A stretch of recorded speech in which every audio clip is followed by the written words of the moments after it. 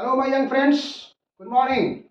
मैं सुरेश सर फिर एक बार आपके साथ इलेक्ट्रिक डायपोल में के कंटिन्यूएशन में पिछला वीडियो जो हमने डाला था आपके लिए उसमें था यूनिफॉर्म इलेक्ट्रिक फील्ड में अगर कोई इलेक्ट्रिक डायपोल है तो उस पर कितना टॉर्क करेगा, कितना टॉर्क उस पर काम करेगा, जिसको हिंदी में कहते थे हम लोग बला घूर्णन, कितना काम करेगा, और उसके लिए हमने फॉर्मूला निकाला था।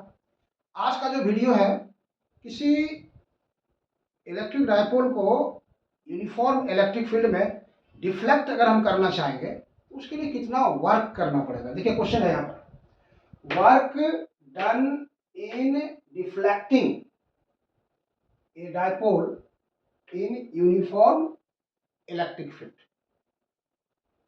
समरूप विद्युत क्षेत्र में द्विध्रुव को विक्षेपित करने में किया गया कार्य, इसके लिए हम लोग फॉर्मूला निकालेंगे।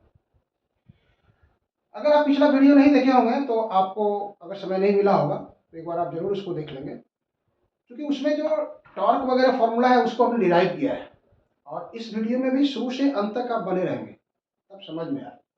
ठीक है, यहाँ देखिए हमने पिछले क्लास में बताया था कि ये इलेक्ट्रिक फील्ड है, यहाँ देख रहे हैं ई जो है इलेक्ट्रिक फील्ड का डायरेक्शन है, और उसमें इलेक्ट्रिक डायपोल है A B A plus Q, B पर है माइनस क्यू। ए बी के बीच का जो डिस्टेंस होता था उसको कहते थे हम लोग डायपोल लेंथ, उसको 2L से लिखते थे। और नेगेटिव चार्ज से पॉजिटिव चार्ज की ओर डायपोल मोमेंट का डायरेक्शन होता है, जो हमने यहाँ दिखाया है। देखिए रेड कलर से ये इलेक्ट्रिक डायपोल मोमेंट का डायरेक्शन है, और ब्लू कलर से दिखाया है यहाँ पर इलेक्ट्रिक फील्ड का डायरेक्शन है। दोनों के बीच का जो एंगल है उसमें ग्रीन लाइन से हमने दिखाया, ग्रीन कलर से थीटा है। एट एनी मोमेंट इस दोनों के बीच का एंगल थीटा है, तो उस पर जो टॉर्क काम करता था, इसको रोटेट करने का जो टेंडेंसी होता था, उस पर जो टॉर्क काम करता था उसका फॉर्मूला था हम लोग के पास tau equal to P E sine theta. ये हम लोग के पास टॉर्क का फॉर्मूला है, tau equal to P E sine theta. ये काम करेगा हम लोग का। इस टॉर्क का टेंडेंसी आपको बताए थे कि इसका जो टेंडेंसी होता है, इसको डायपोल को इलेक्ट्रिक फील्ड के डायरेक्शन में ले आने की, इलेक्ट्रिक फील्ड के डायरेक्शन में आ जाएगा, दैट इज स्टेबल इक्विलिब्रियम कहलाता है उसको। तो ये स्टेबल इक्विलिब्रियम से हम लोग इसको रिफ्लेक्ट करना चाहेंगे किसी एक एंगल से दूसरे एंगल पर, तो कितना वर्क करना पड़ेगा। तो इस पोजीशन में जो इस पर टॉर्क काम करेगा उसका फॉर्मूला होता था tau equal to P E sine theta, जिसको हमने डिराइव किया था पिछले वीडियो में। अब मान लीजिए इसको हम यहां से थीटा एंगल से डी थीटा और वेरी स्मॉल एंगल इसको डिफ्लेक्ट करना चाहते हैं, तो कितना वर्क करना पड़ेगा। तो अब आइए देखिए, थोड़ा सा याद दिलाते हैं आपको। अगर कोई बॉडी है, इस पर फोर्स अगर यहां से काम कर रहा है F, और इसको ए पॉइंट से बी पॉइंट तक डिफ्लेक्ट करके ले गए हम, इस बॉडी को ए पॉइंट से डी पॉइंट तक डिस्प्लेस करके ले गए, डिस्प्लेसमेंट हो गया D, then work is equal to F into D. लेकिन अगर इसी बॉडी को हम यहां से इस डायरेक्शन में घुमा के ऐसे ले आए, ऐसे घुमा के ले आए थीटा एंगल से, तो घुमाने के लिए हमको टॉर्क चाहिए था, टॉर्क। तो जो वर्क फोर्स करता है, ट्रांसलेशनल मोशन जिसको कहते हैं आप, रेखीय गति, वही वर्क यहाँ पर रोटेशनल मोशन में टॉर्क करता है। मतलब यहाँ फोर्स का काम टॉर्क करेगा, और तब यहाँ वर्क का फॉर्मूला हो जाएगा टॉ इनटू एंगुलर डिस्प्लेसमेंट। वहां था लीनियर डिस्प्लेसमेंट डी, यहाँ पर है एंगुलर डिस्प्लेसमेंट थीटा। ये इस पर ये वर्क काम करेगा। तो यहाँ पर हम लोग वर्क का फॉर्मूला जो लगाएंगे तो ये हो जाएगा टॉर्क इनटू एंगुलर डिस्प्लेसमेंट, इसको हिंदी में कहते हैं हम लोग कोणीय विस्थापन, कोणीय विस्थापन। तो हम लोग थीटा से डी थीटा के लिए चलते हैं, तो हम यहां पर लिखते हैं वर्क फॉर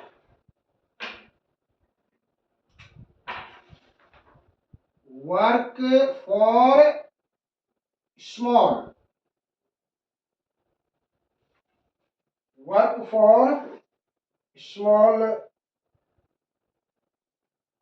एंगुलर डिस्प्लेसमेंट, या work for small deflection, small deflection, जिसको हम डी थीटा कहते हैं।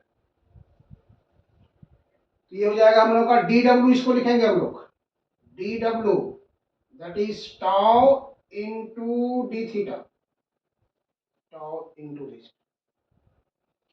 हमको किसी एंगल से दूसरे एंगल तक ले जाना है। Total work in rotating the dipole from θ1 to θ2, total work done in deflecting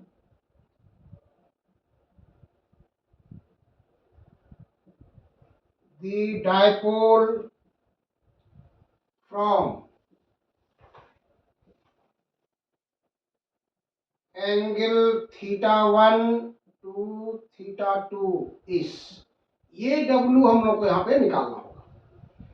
θ1 से θ2 कोण तक किसी डायपोल को डिफ्लेक्ट करने में, विक्षेपित करने में कुल कार्य कितना होगा। तो कुल कार्य कैसे निकालेंगे, W that will B integration of this tau into D theta का इंटीग्रेशन निकाल देंगे यहां से, कहां से, θ1 से θ2, ये टोटल वर्क निकल जाएगा। अब आप क्या कीजिए, यहाँ पे टाउ का वैल्यू यहां से पुट कीजिए, tau equal to P E sine theta, यहाँ पुट कीजिए। देखिए आप, ये इंटीग्रेशन का लिमिट हो गया θ1 से θ2 तक, पी ई साइन थीटा, ये टाउ का हो गया, और ये डी थीटा हो गया। यहाँ से रोटेशन में theta is varying, P E को आप बाहर निकाल लीजिए, पी ई कांस्टेंट बाहर निकाल दीजिए, लिमिट रहेगा यही θ1 से θ2 तक। यहाँ आ गया आपको sine theta into D theta. अब आइए यहाँ से पी ई और साइन थीटा का जो इंटीग्रेशन होता है, आप जानते हैं साइन थीटा का इंटीग्रेशन होता है माइनस कॉस थीटा, इसलिए आप कर सकते हैं माइनस कॉस थीटा, लिमिट यहाँ रख दिया हम θ1 से θ2। आप इसको क्या कीजिए, ये पी ई हो गया आपका, यहाँ हो गया माइनस, इस थीटा की जगह पर पहले अपर लिमिट पुट कर दीजिए, माइनस कॉस θ2, फिर एक माइनस चिन्ह देंगे और ये माइनस माइनस प्लस हो जाएगा, फिर हो जाएगा कॉस θ1, ये आ जाएगा आपको P E cos θ1 minus cos θ2। ये general expression for work done होता है, ये general expression for work done. अब इस वर्क डन का हम लोग अप्लाई करते हैं तीन कंडीशन में। आपको याद रखना है कि अगर ये electric dipole along the direction of electric field है, that will be the position of stable equilibrium. अगर आप स्टेबल इक्विलिब्रियम से परपेंडिकुलर लाते हैं, तो परपेंडिकुलर लाने पर जहां पर भी इसका जो परपेंडिकुलर डायरेक्शन होता है उसको हम लोग कह सकते हैं स्टैंडर्ड पोजीशन भी कहलाता है। क्यों कहलाता है बताएंगे। और इलेक्ट्रिक फील्ड के डायरेक्शन से अपोजिट ले आना चाहेंगे तो वो मोस्ट अनस्टेबल पोजीशन कहलाता है, अनस्टेबल इक्विलिब्रियम। तो स्टेबल इक्विलिब्रियम से किसी खास एंगल पर, स्टेबल इक्विलिब्रियम से स्टैंडर्ड पोजीशन में, स्टेबल इक्विलिब्रियम से अनस्टेबल इक्विलिब्रियम में लाने के लिए कितना वर्क करना पड़ेगा। तो ये तीन कंडीशन का हम लोग यूज करेंगे यहाँ पर। ये जनरल एक्सप्रेशन का फॉर्मूला हो गया, बिल्कुल इजी है। Torque at any time tau equal to P E sine theta, याद रखिए। Work for small angle D theta D W is tau into D theta. Total work in deflecting the couple from θ1 to θ2, तो D theta θ1 to θ2, tau का value put कर दीजिए, P E sine theta, P E को बाहर कर दीजिए, sine theta D theta का integration put कर दीजिए, माइनस कॉस थीटा, और यहाँ पुट कर दिया, ये आपका फॉर्मूला आ गया। ये this is formula general expression का। जनरल एक्सप्रेशन आया है किसके लिए, वर्क के लिए। अब इसको हम अप्लाई करते हैं अलग अलग कंडीशन में। देखिए पहला कंडीशन नंबर 1, फर्स्ट कंडीशन में हम लोग निकालेंगे from stable equilibrium to any angle. From stable equilibrium to any angle हम लोग चलते हैं इसको। नोट देखिए हम यहाँ लिख रहे हैं आपके लिए, ये देखिए पहला कंडीशन,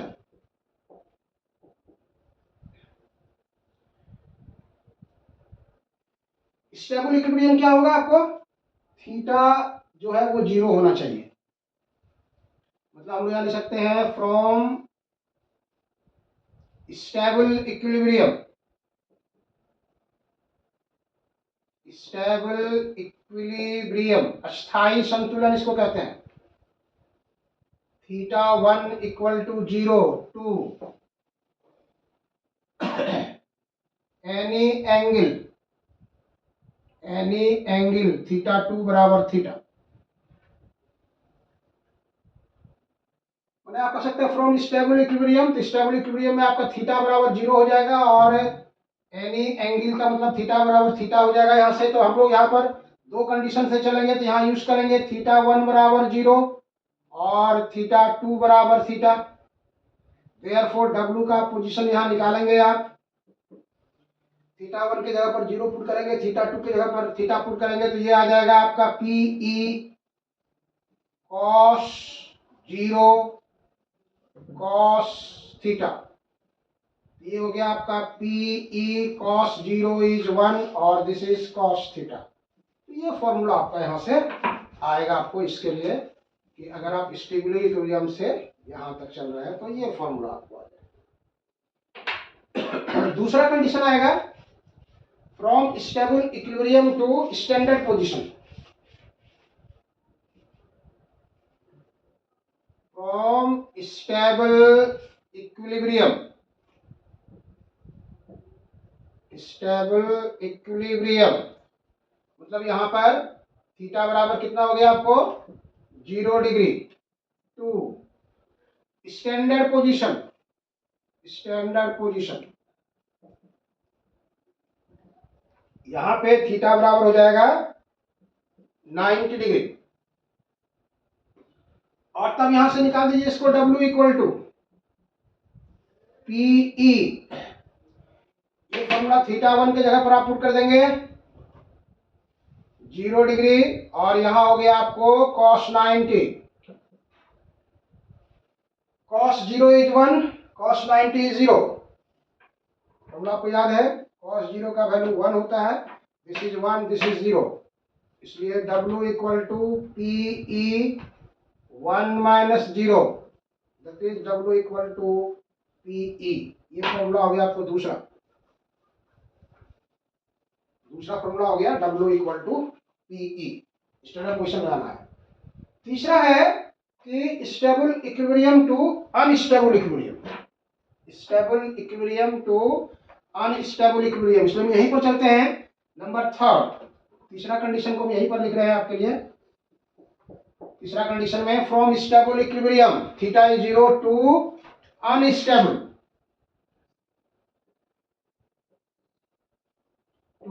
अनस्टेबल इक्विलिब्रियम, इसको ऐसे भी शॉर्ट लिखते हैं, मतलब यहां पे हो गया 180 डिग्री, 180 डिग्री। तो इसके लिए हम लोग यूज कर देंगे फिर उसी फॉर्मूला में, थीटा 1 के जगह पर आपका आएगा वो 0 डिग्री और थीटा 2 के जगह पर 180 और फिर यहां पुट कर दीजिए, देखिए W equal to PE cos theta 1 cos theta 2, this is PE, this is cos 0 cos 180। आप जानते हैं cos 0 is 1 और cos 180 -1, दिस इज -1, इसलिए ये हो जाएगा आपका PE 1 + 1 that is 2PE, that is 2PE। This is work done in deflecting the couple, deflecting the torque in uniform electric field from stable equilibrium to unstable equilibrium condition। तो इसमें तीन condition फिर हम लोग चर्चा करते हैं इसके साथ में कि अब निकालने का भी बिल्कुल इजी है, आपको याद रखना है कि सीधे इस पर एट एनी मोमेंट टॉर्क कितना काम करता है, tau equal to PE sin theta. Small angle के लिए कितना होगा, D W top into D theta. Total reflection कितना होगा, डब्ल्यू इंटीग्रेट कर देंगे थीटा 1 से थीटा 2 तक, तो हम लोग निकाल के लाए थे formula W equal to P E cos theta 1 minus cos theta 2। इसको 3 कंडीशन में निकाल दिए, स्टेबल इक्विलिब्रियम से एट एनी एक एंगल, स्टेबल इक्विलिब्रियम से स्टैंडर्ड पोजीशन, स्टेबल इक्विलिब्रियम से अनस्टेबल इक्विलिब्रियम। तो आपको पूरा, हमको लगता है समझ बात आई होगी। कैसा लगा आपको वीडियो, इसको आप लाइक करना, सब्सक्राइब करना और शेयर करना कभी नहीं भूलिएगा। फिर हम आपके साथ नए वीडियो को लेकर के आते हैं। Thank you.